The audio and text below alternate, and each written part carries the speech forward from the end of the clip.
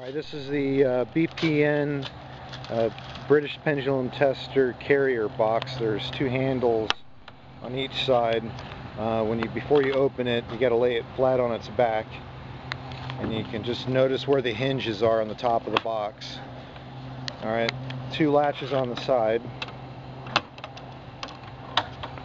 and then you'll notice as you look inside the box, the actual bulk of the tester will be on top, and then the swing arm will be below. So you got to first undo the latch that's holding the main body of the tester together, which is the latch on the side, and then you can lift the pendulum tester straight out. Okay. Jason's already going to, it's a tripod setting, so he's going to swing out that tripod. There's a screw that you have to undo first. Slide it together, put the screw back on. It's only hand tight.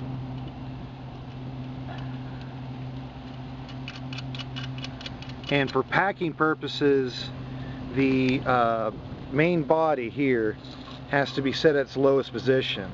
But as you take it out before you put the swing arm, you want to re-raise it back up. So what you saw was Jason adjusted that top nut here, which is the locking screw for the vertical adjustment. So he unscrews it and then uses the handles to bring it up to its most vertical position, and then re-locks it down. Okay? Then we got to get the swing arm. There's two latches to it. And that one, you can see inside the top of it, there is actually a hole here that's supposed to align with a notched piece on the end of that. So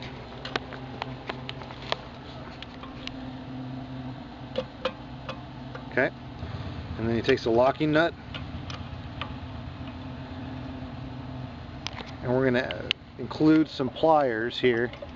Again, doesn't need to be too much past hand tight. That's it. That's all you need to do. So make sure the arm is free swinging before you do any adjustments here. So he's got to raise it even more. And then once the arm is free swinging, then you can get it into position to check the first calibration.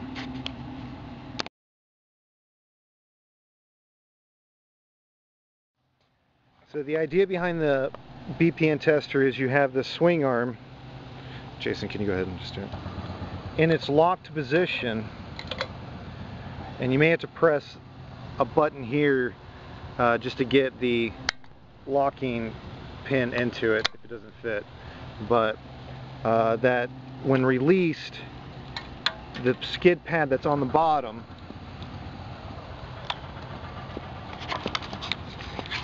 this skid pad will hit the surface of the sample and slow the speed of this head, registering a number from 0 to 150 on the scale.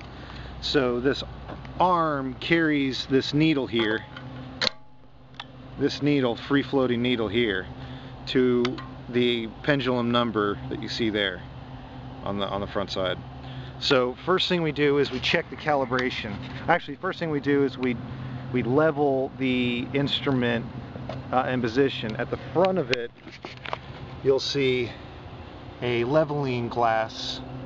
You'll have, it's just a little bulb, a little pocket of air, similar to any kind of level, and you're using the 3 screw points, 2 in front, 1 in back, to get that perfectly level. So Jason's going to go ahead and do that.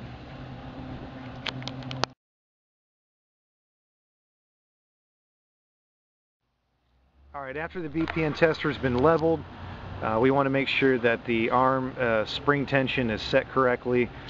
In shipping, sometimes there's a lock nut underneath this that holds this entire arm and tension spring together.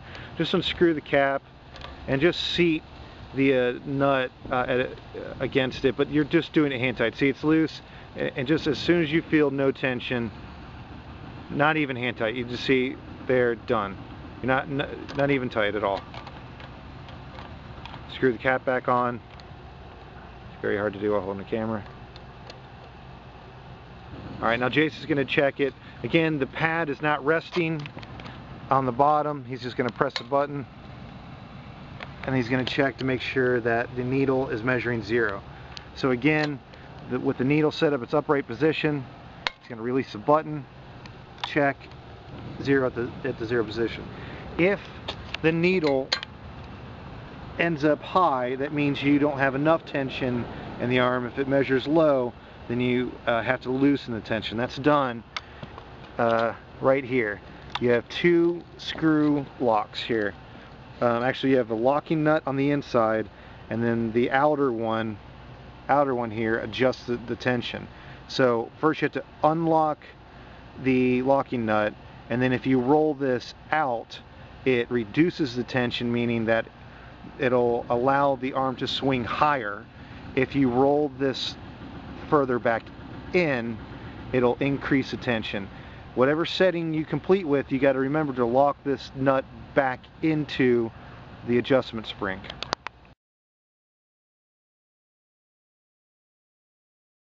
Okay, so after setting the leveling, ensuring that the arm is swinging properly, you want to check, well, you need to make sure that the path length for which the rubber pad is going to swing is set correctly, and that is these dimensions. So from here to here is a distance that the rubber pad is going to be measuring in. So that's actually controlled by the vertical adjustment. If the adjustment is set lower, that increases the path length.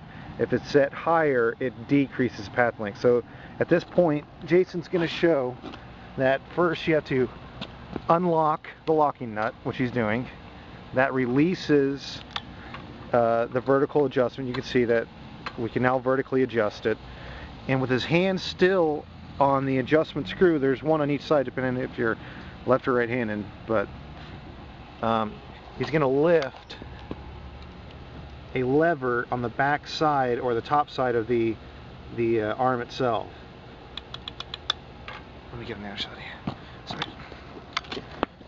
So he lifts the lever and he lets it lightly hit the ground. So you can see the back edge of the rubber pad looks like it's hitting wide to that gauge. So that means he wants to roll the vertical adjustment up, and that'll shorten that distance. So he's actually making adjustments. You can't see right now. So he checks it. The rubber pad hits the back of it, hits the front of it perfectly. After that's done, while with his hand still on the vertical adjustment, he tightens down on the locking screw. With that complete, he lifts that lever again, locks it into place, sets the needle, and then from here it's measurement time.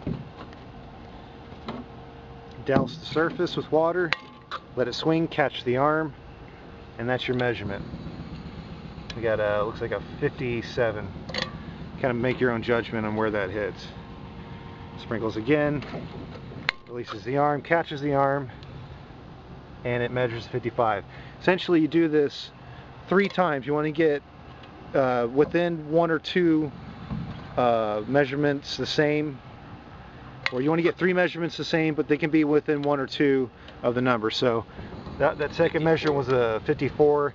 It looks like in the end it's going to average about a 55. That's about the final adjustment. Okay,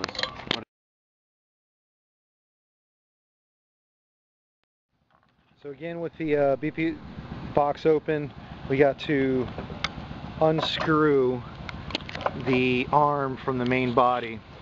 Again, we'll send you some pliers to do that. Yeah. So Jason's he's gonna again unlock the back of the vertical adjustment, adjust it to its highest position, and relock it.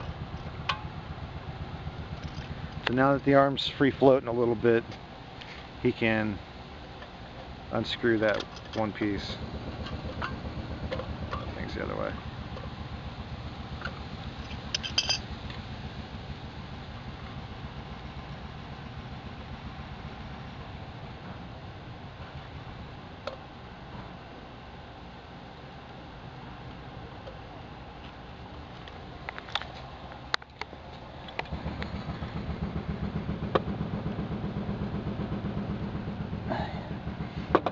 put it in the other way.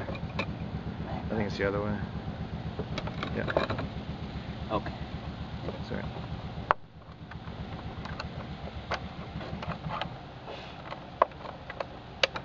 Alright.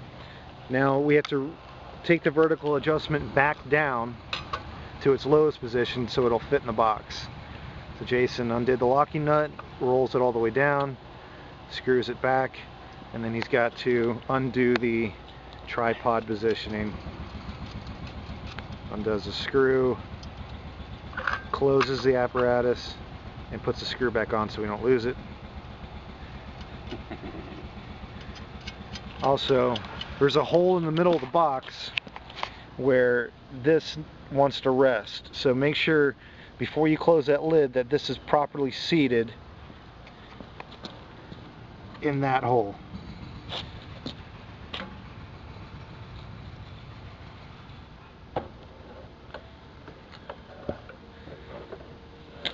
You may have to finagle this locking arm a little bit right here around these, but once you do, it's in that hole, then you can lock down the tester. Now you will most likely feel a little tension when closing the box, but that's okay as long as it's just slight. You can get these locking pieces down. That's pretty much it.